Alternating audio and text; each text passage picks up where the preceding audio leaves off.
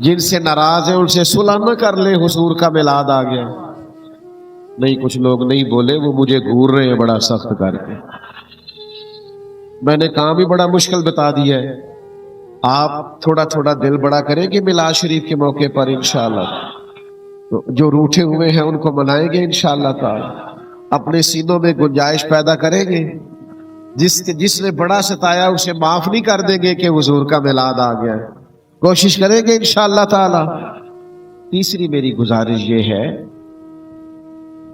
کہ تھوڑا تھوڑا غرباء کا خیال کریں۔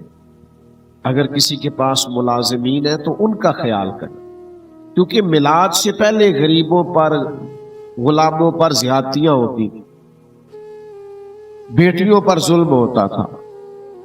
اب تو حضور کا میلاد ہو گیا، اب نیت نہ کریں کہ ہم ذرا غریبوں کا خیال کریں گے، ملازمین کا خیال کریں گے، بیٹیوں کو اور بہنوں کو ان کا حصہ دیں گے جو بنتا ہے۔ آخری گل مشکل کی تھی میں۔ اب لوگ جی سارے کام چھوڑ کے میری بات پہ توجہ، موبائلوں والے بھائی آپ نیچے کر لیں موبائل، اللہ آپ کو سلامت رکھے۔ سیاسی جلسہ نہیں ہے، نامی تصویریں بنیں گی تو کام چلے گا۔ ادب کا خیال کرے، مسجد کا ادب بھی ہے اور پھر حضور کی محفل بھی۔ کوئی دوست نہ بولے جی، مہربانی کرے توجہ فرمائیں بات پر۔ اللہ تعالیٰ آپ سب کو جزائے خیر۔ اللہ کے بندے اپنے مالک سے بڑا پیار کرتے ہیں، اپنے رب کے ساتھ ان کا رشتہ بڑا محبتوں والا ہے۔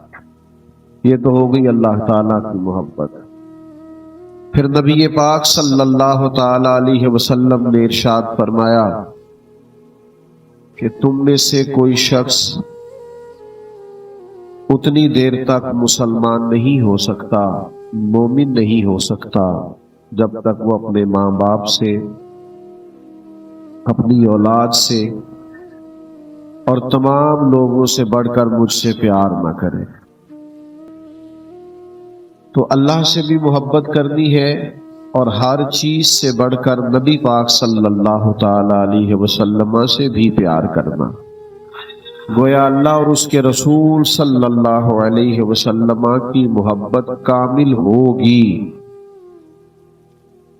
تو پھر ہی ایمان مکمل ہوگا، پھر ہی انسان کو ذائقہ اور لطف اور شوق نصیب ہوگا۔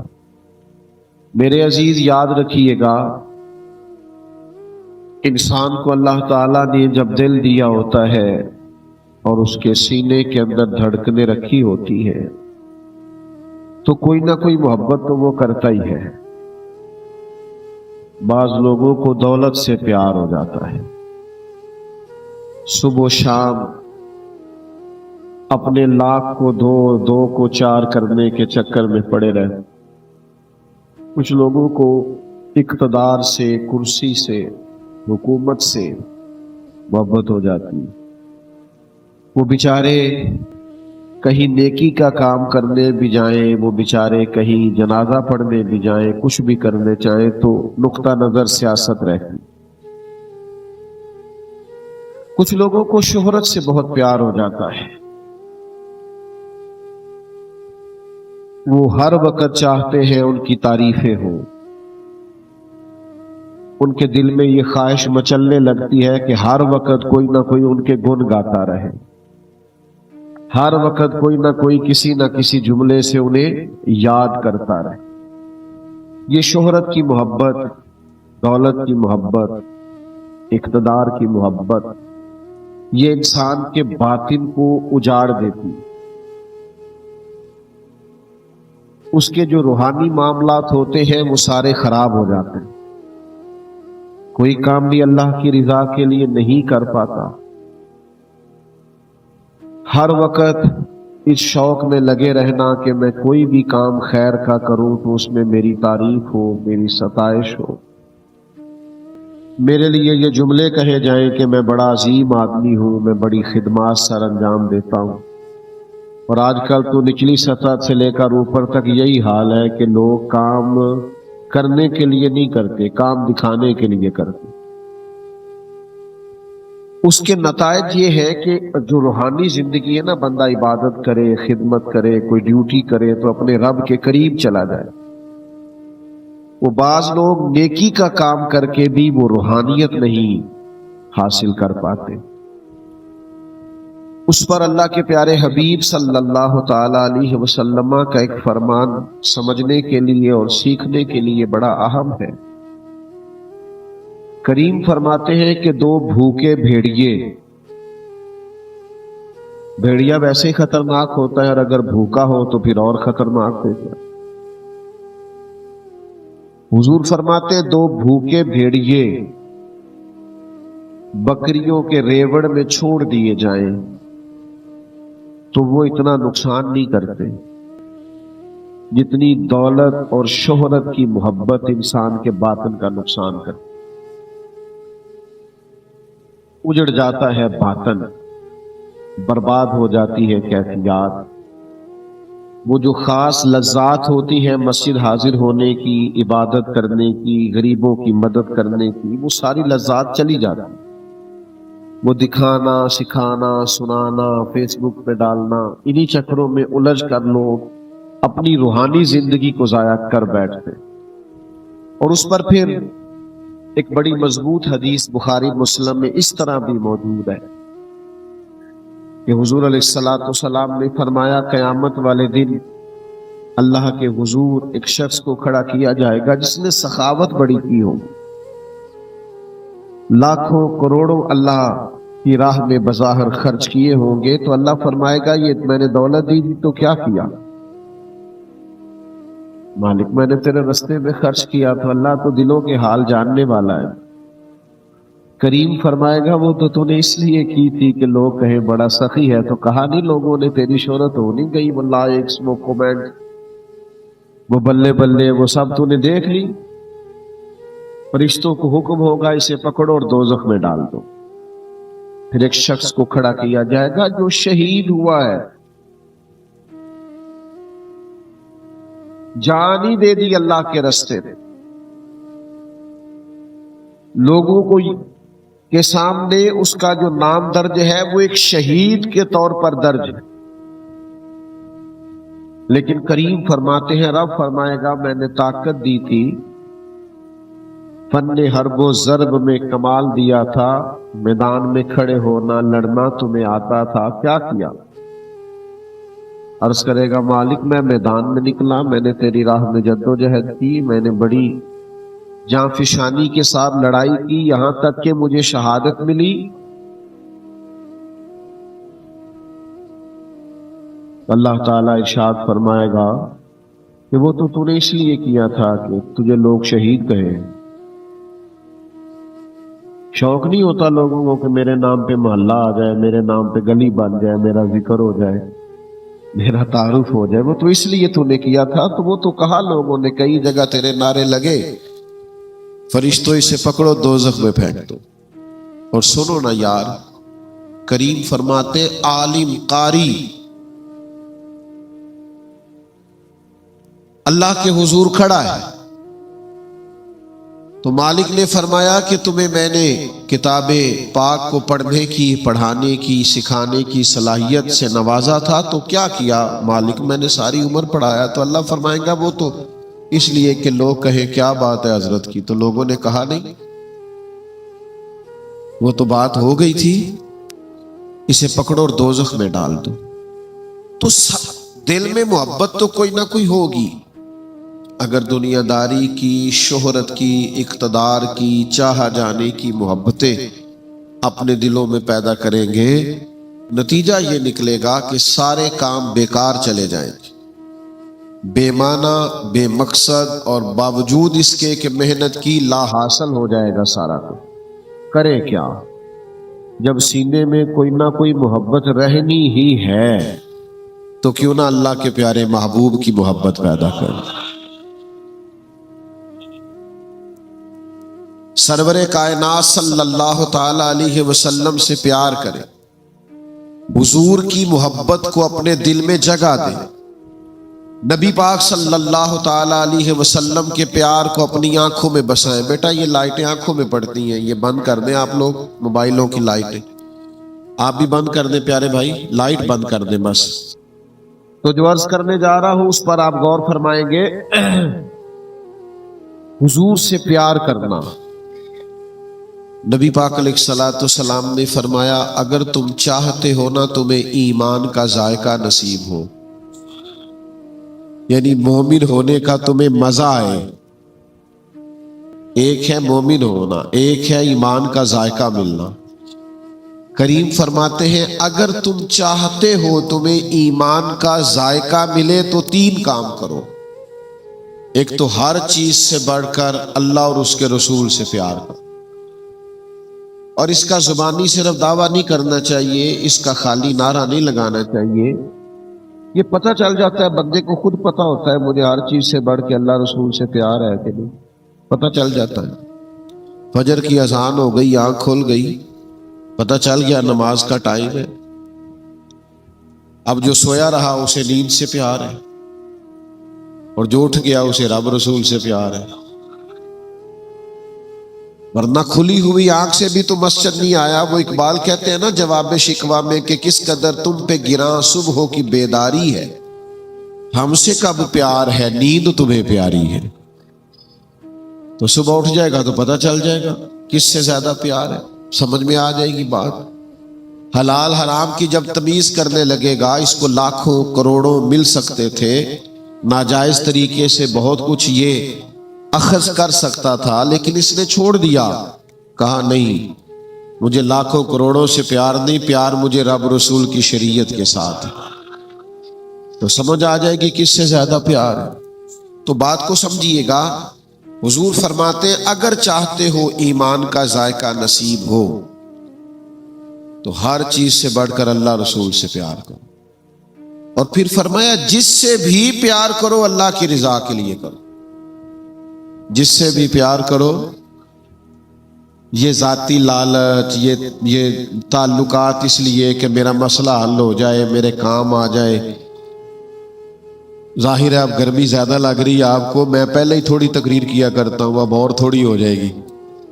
آپ اگر زیادہ گرمی مجھے دکھائیں گے، میں دیکھ رہا ہوں پسینے کافی آپ کو آ گئے، تو میں بس جلدی سے اپنی بات کو سمیٹ دوں گا. آپ پریشان نہ ہو. چل گئی ماشاءاللہ، پنکھا بھی چل گیا. آپ تھوڑی توجہ کریں. میں ویسے بھی تھوڑی تقریری کیا کرتا ہوں، عادی تھوڑا بیان کرنے کا ہوں، اس لیے کہ کوشش ہوتی ہے کہ کوئی لفظ ادھر ادھر کر کے وقت ضائع نہ کیا جائے، جو کیا جائے ٹو دی پوائنٹ ہی کیا جائے. توجہ کریں، چند ایک باتیں آپ سے ہو جائیں. حضور نے فرمایا اگر چاہتے ہو ایمان کا ذائقہ تو پھر جس سے بھی پیار کرو اللہ کی. اور دوسرا کریم فرمانے لگے ایمان لانے کے بعد کفر کی طرف جانا تمہیں اتنا ناپسند ہو جتنا انسان کو آگ میں جانا ناپسند. اگر یہ 3 چیزیں تم اپنے اندر پیدا کرنے میں کامیاب ہو گئے تو تمہیں ایمان کا ذائقہ نصیب ہوگا، تمہیں ایمان کی لذت نصیب ہو. نبی کریم سے محبت کرے، حضور کی نعت پاک سے دلچسپی پیدا کرے، حضور کا ذکر پاک سنا کرے، ذکر پاک کیا کرے، نبی پاک کی بتائی ہوئی تعلیمات کے مطابق اپنی طبیعت کو مائل اور قائل کرے. حضور سید عالم علیہ السلام کے اسوہ نور کے مطابق اپنے شب و روز کو ڈھالنے کی کوشش کرے، سنت اور شریعت کا پاس اور لحاظ فرمائے. آپ اپنی ساری دلچسپیوں کا رخ حضور کی طرف کریں. آپ کو اندازہ ہو جائے گا کہ جینا کسے کہتے ہیں اور مرنا کسے کہتے ہیں. جب سر میں سودا سما جاتا ہے، نہ صرف دولت کا، نشہ چڑھ جاتا ہے اقتدار کا، اور ہر وقت انسان کے ذہن پر سوار رہتی ہے شہرتیں، تو پھر وہ اللہ کے رسول سے محبت نہیں کر پاتا، وہ ذائقہ نہیں لے پاتا. اس ذائقے کی جانب آپ توجہ کریں. نبی پاک علیہ السلام کا پیار اپنی طبیعت میں پورے طور پر تازہ کریں، حضور کی پسند کو پسند کریں، نبی کریم کی ناپسند کو ناپسند رکھیں. حضور کا پیار، نبی پاک کی محبت، حضور علیہ السلام کے اصحاب کا پیار، نبی پاک کی اولاد کا پیار، حضور کی لائی ہوئی کتاب کا پیار، نبی پاک کی شریعت کا پیار، حضور کے دین کا پیار، سنت کا پیار، اس کو اپنی طبیعت میں پورے طور پر راسخ کریں. آپ اندازہ کریں یہ چیزیں کس طرف چلی گئی. ایک روحانی بالیدگی حاصل ہوگی، آپ کی طبیعت ایک سکون محسوس کرے. آپ اس طرح کے ہو جائیں گے کہ بڑی ساری چیزوں کی پرواہ ویسے ہی زندگی سے نکل جائے گی. لیکن یہ کریں، اس کا اہتمام کریں، اس کا اپنے اندر شوق پیدا کریں۔ دیکھیے ہر عبادت پر اجر ملتا ہے۔ آپ ایک دفعہ سبحان اللہ کہتے ہیں 30 نیکیاں ملتی ہیں، آپ درود پاک پڑھتے ہیں 10 نیکیاں ملتی ہیں، 10 گناہ معاف ہوتے ہیں، 10 درجے بلند ہوتے ہیں۔ قرآن مجید کا ایک حرف پڑھتے ہیں 10 نیکیاں ملتی ہیں۔ آپ کو نیکیاں نصیب ہوتی ہے جب آپ کوئی بھی عمل کرتے ہیں تو آپ کو اس پر انعامات سے نوازا جاتا ہے۔ میرے عزیز یاد رکھیے گا، نبی پاک علیہ السلام کی محبت پر بھی اجر ملتا ہے، حضور کی محبت پر بھی اجر۔ ایک صحابی آئے، عرض کی یا رسول اللہ صلی اللہ تعالی علیہ وسلم قیامت کب آئے؟ تو محبوب نے وہی سوال کیا جو کرنا چاہیے تھا۔ کریم فرمانے لگے تیری تیاری کیا ہے؟ قیامت کے لیے تیری تیاری کیا ہے؟ تو اس نے عرض کی حضور کوئی کثرت سے نفلی نمازیں تو نہیں پڑھ سکا، کوئی کثرت سے نفلی روزے تو نہیں رکھ سکا، اگرچہ ضروریات فرائض تو ان لوگوں کے ہر وقت ہی پورے ہوتے تھے۔ نبی پاک علیہ السلام کی خدمت میں عرض کرتا ہے حضور نہ تو کثرت سے نفلی روزے رکھ سکا، نہ نفلی عبادات کر سکا، ایک نیکی میرے پاس ہے جس پر مجھے امید ہے کہ کرم ہوگا، گویا ایک ہے۔ فرمایا وہ کیا؟ عرض کی حضور میں ہر چیز سے بڑھ کے اللہ اور اس کے رسول سے پیار کرتا ہوں، ہر چیز سے بڑھ کر۔ اور یہ تجربہ کرنا ہے، دعویٰ نہیں کرنا، ہر چیز سے بڑھ کر اللہ اور اس کے رسول سے۔ اور میں کہہ چکا ہوں ہر نیکی پر اجر ملتا ہے، اس نیکی کا بھی حضور نے اجر بیان کیا۔ جب کہا نا ہر چیز سے بڑھ کر حضور سے پیار کرتا ہوں، تو کریم فرمانے لگے سن پھر تو قیامت کے دن اسی کے ساتھ ہوگا جس سے تو محبت کرتا ہے۔ یہ محبت رسول کا اجر ہے، یہ نبی کریم سے پیار کرنے کا قیامت کے دن اجر ہے۔ یہ جزا ملے گی صبح قیامت ان لوگوں کو جو رسول رحمت سے محبت کرتے، انہیں یہ اللہ کے حضور سے نوازا جائے کہ انہیں محبوب کے قدموں میں جگہ ملے گی، وہ بارگاہ محبوب کریم کے قریب ہوں گے۔ شرط یہ ہے کہ خالص پیار کریں، نیرے دعوے نہ کریں، نیرے نعرے نہ لگائیں۔ اور یہ نعروں اور دعووں سے ثابت بھی نہیں ہوتی، یہ تو اللہ اور بندے کا راز ہے، یہ تو سینے کی باتیں ہیں، باطن کی باتیں ہیں کہ کسے کتنا پیار ہے۔ حضرت انس بن مالک رضی اللہ تعالیٰ عنہ اس حدیث کے راوی ہیں، وہ فرماتے ہیں 3 زندگی میں مواقع ایسے آئے جب مجھے بڑی خوشی ہوئی۔ ایک اس دن جس دن میں نے کلمہ پڑھا، ایک اس دن جس دن حضور مدینہ طیبہ میں تشریف لائے، اور ایک اس دن جس دن حضور نے فرمایا جو جس سے محبت کرے گا قیامت والے دن اسی کے ساتھ ہوگا۔ فرمایا مجھے بڑی خوشی ہوئی، میرا کلیجہ ٹھنڈا ہو گیا۔ اور حافظ منذری نے تو روایت اس طرح بھی درج کی ہے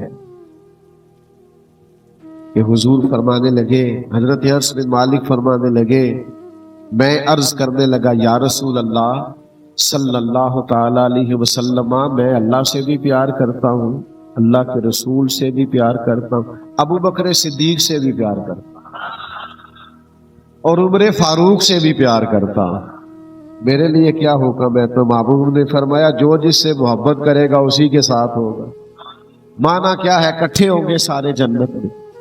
اپنے دل کو ٹٹولے، اپنی طبیعتوں پر غور کریں، دل کی چاہتے کہیں بہک تو نہیں گئی، یہ زاویہ نگاہ کہیں بدل تو نہیں گیا، ہماری ترجیحات کہیں کچھ اور تو نہیں ہو گئی، ہم نے اللہ رسول کی محبت کے علاوہ تو نہیں اپنے سینے میں کچھ بٹھا لیا۔ خوب اپنے اوپر محنت کرے، جد و جہد کرے، اپنی خواہشات کو دیکھیں کیا ہے، جذبات کو دیکھیں کیا ہے۔ ایک تو یہ ہے نا کہ محفل میں آ گئے اور حضور کی نعت سن لی اور بیان سن لیا اور محظوظ ہو گئے اور کچھ اور چیزیں اپنی طبیعت میں ایک تو یہ ہے، ایک یہ ہے کہ کبھی کبھی گھر میں بیٹھے بیٹھے بھی تو دل کرنا چاہیے نا کہ یار میں چھوڑ دوں سارے کام، تھوڑی دیر کے لیے اپنے نبی کی نعت شریف سنوں۔ میں نے کچھ اور نہیں کرنا، صرف نبی پاک کے فضائل پر کچھ سنوں. یہ ہماری طبیعت ہونی چاہیے نا. کبھی کبھی ہمارا دل اس طرف مائل ہونا چاہیے کہ آج صرف حضور کی سیرت پاک پڑھوں. میں اکثر دوستوں سے کہا کرتا ہوں کہ ہمیں بڑے غم ہوتے ہیں، بڑی جدائیاں ہوتی ہیں، ہم بڑوں کو یاد کر کے بھی روتے ہیں، گزر جانے والوں کی جدائی پر بھی ہم آنسو بہاتے ہیں، اور بھی کئی زندگی میں ایسی کمزوریاں اور نقصانات ہوتے ہیں جس پر ہم غمگین ہوتے ہیں. کبھی ایسا بھی تو ہونا کہ باپ رات کو رو پڑے اور بچے آ کے پوچھیں کہ والد کو کیا ہے، بیمار ہے، طبیعت میں کچھ مسئلہ ہے، کیا ہے؟ تو والدہ کہ بیٹا تمہارے والی بات نہیں، کچھ تو بتائیں کیا مسئلہ ہے. تو والدہ کہ نہیں بیٹا تم بچے ہو، تمہارے بیٹا ابا جی بتائیں تو صحیح. تو ماں کہ بیٹا تمہارے والد کو نا نبی کریم کا مدینہ یاد آتا ہے. یہ بھی تو کبھی طبیعت میں پیدا کہ دل کرتا ہے لنگ کئی مہینے تے برس گئے تے او دی دید نو دیدے ترس گئے. دل کرتا ہے حاضری دینے، چاہتے بار بار مچلتی ہے کہ حضور کے روضہ نور کی زیارت. یہ بھی تو خواہشات پیدا ہونی چاہیے، ہماری طبیعتوں کا رخ اس طرف بھی تو ہونا چاہیے. لیکن کیا کروں، تھے کبھی وہ لوگ جو آ کے کہتے تھے کوئی وظیفہ بتائیں جس سے اللہ رسول راضی ہو. اب تو سب کو وہ والا وظیفہ چاہیے جس سے کاروبار تیز چلے. اب تو سب کو وہ والا تعویذ چاہیے جس سے بس پیسے ہی پیسے ہو جائیں. اب تو سب کو وہ والی چیز چاہیے جس سے بس دولت ہی دولت، راہ کھلے. کہاں گئے وہ لوگ جن کی دھڑکنیں جب بھی بولتی تھی حضور کا نام لیتی، جن کی زبان پر جب بھی ذکر چھڑتا تھا محبوب کی نعت کا چھڑتا تھا، جن کے تذکروں میں ہمیشہ نبی پاک علیہ السلام کا ذکر رہتا تھا. اپنی بات کو سمیٹنے لگا ہوں. 2-3 میری خصوصی گزارشات ہیں جو آپ نے یاد رکھنا. ماشاءاللہ آپ سب نے موبائل رکھے ہوئے ہیں نا، کچھ کا تو مجھے پکا پتا ہو گیا، جب سے میں آیا انہوں نے چھوڑے ہی نہیں. ان کا تو مجھے کنفرم ہے کہ انہوں نے زیادہ صحیح کر کے رکھے ہوئے ہیں. کیوں بھائی جان؟ سامنے رکھے ہوئے. اس طرح کریں ساتھ ایک ایک تسبیح بھی رکھ لیں. رکھے موبائل منع نہیں کرتا، ایک ایک تسبیح بھی. یہ موبائل ساتھ ہاتھ میں ہوتا ہے تو چلتا رہتا ہے نا، تسبیح ہوگی تو وہ بھی چلے گی. تسبیح بھی رکھ لے تاکہ سارا میلاد کا مہینہ حضور پہ درود و سلام پڑھ کے گزارا جائے. دوسری بات یہ ہوتی ہے کہ جب خوشی کا موقع ہوتا ہے تو بندہ راضی بڑا ہوتا ہے، اس کا دل بڑا راضی ہوتا ہے، کہتا ہے آج میں بڑا راضی ہوں. بیٹے کی شادی پہ بڑا راضی ہے، کوئی ترقی مل گئی بڑا راضی ہے.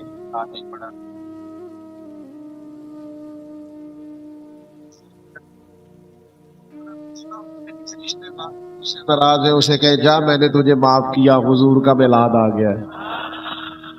جن سے ناراض ہے ان سے صلح نہ کر لے، حضور کا میلاد آ گیا. نہیں کچھ لوگ نہیں بولے، وہ مجھے گھور رہے ہیں بڑا سخت کر کے. میں نے کام بھی بڑا مشکل بتا دیا ہے. آپ تھوڑا تھوڑا دل بڑا کریں گے میلاد شریف کے موقع پر انشاءاللہ. جو روٹھے ہوئے ہیں ان کو منائیں گے انشاءاللہ تعالی.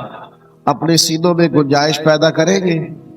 جس نے بڑا ستایا اسے معاف نہیں کر دیں گے کہ حضور کا میلاد آ گیا ہے.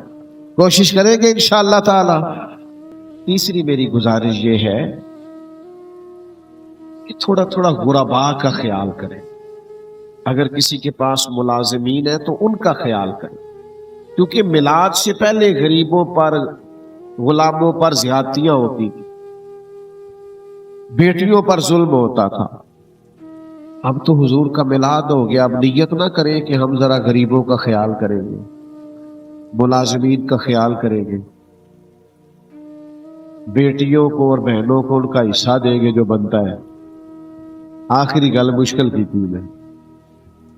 آپ کی مہربانی جی، اب تو ہم جانے لگے ہیں. سارا ٹائم تو آپ کو اللہ تعالیٰ جزائے خیر دے عرض کیا، پر چلے خیر، اللہ نے موقع دیا تو کبھی کھلی جگہ بیٹھیں گے. تھوڑا سا نا وہ سارے کام کریں جو حضور نے میلاد پاک پر ہمیں سکھائے اور بتائے. تھوڑی سی نا تبدیلی آئے. یعنی ایک بندہ داڑھی شریف رکھ لی کسی نے اور پوری رکھ لی, اس کا کوئی بوجھ نہیں ہوتا. یعنی چھوٹی کا وزن زیادہ ہے اور بڑی تھوڑا ہے اور بڑی کا, اس کا کوئی, یہ اللہ نے دی صرف مرد کو ہے. اللہ مرد کے چہرے پر دیکھنا پسند فرماتا ہے. تو ایک صاحب نے داڑھی رکھ لی, کسی نے اس سے پوچھا جی ماشاءاللہ داڑھی رکھ لی, اس نے کہا اس دفعہ حضور کے میلاد پہ رکھی ہے تو داڑھی میلاد والی ہو جائے گی ماشاءاللہ. تو یہ ہے کچھ خاص طریقے میلاد شریف منانے کے کہ تھوڑا اپنے آپ کو بدلا جائے. ورنہ یہ کہ ہر سال نعتیں سن کے محفلیں کرا کے رخصت ہو جانا وہ کوئی خاص معنی نہیں دے گا. برکت اسی میں ہے کہ ہم اپنے اندر تبدیلی پیدا کریں.